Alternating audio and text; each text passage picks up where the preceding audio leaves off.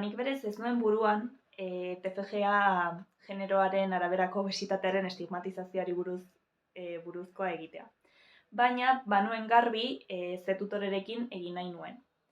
Orduan, nik proposatu nion gaia zen sexualitatea. Baina, berez, obesitatearen gaian aditua da.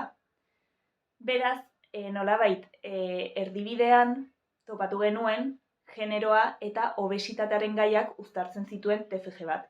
Eta horrela, biok motibatuak sentitu ginen hori aurrera eramateko. Nire lana berrikuspen sistematiko bat da. Orduan, behiratu dut datu base desberdinetan, Psikinfo, PubMed, Web of Science, eta bertatik hartu ditut artikuluak. Gaia honi buruzko ikerketak egin dituzten artikuluak, alor desberdinetakoak. Hor, jaso nituen agian 2000 artikulo, eta gero irizpideak jarriz eta kribado bat eginez, geratu nintzen amaierako 29 artikuluekin. Eta horrela osatu nuen nire berrikuspena. Egia esan gaur egun oraindik mendebaldeko kulturan oso zabalduta dagoen joera bat da.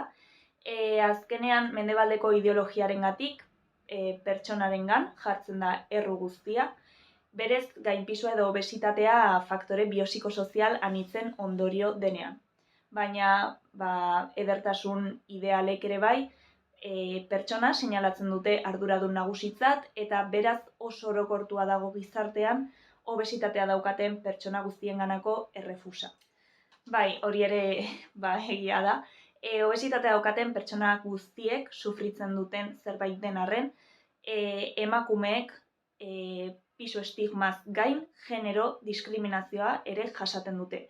Beraz, estigma bikoitz hori daukate euren gain, haienganako errefusa are handiagoa da, bizitzako alor guztietan, bai komunikabideetan, bai lanean, bai hezkuntzan ere bai, eta horrek ondorio larriagoak ditu euren osasun biologikoan naiz psikologikoan ere bai.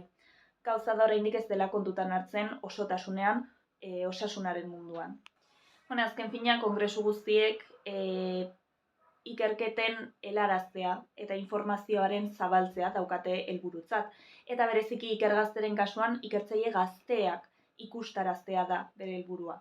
Niretzat oso garrantzitsua da, TFG egin bitartean ikasle askok sentitzen baitute ez doala inora. Eta berez, behin entregatu ostean, horretaz hazten dira, eta arrazoi guztiarekin.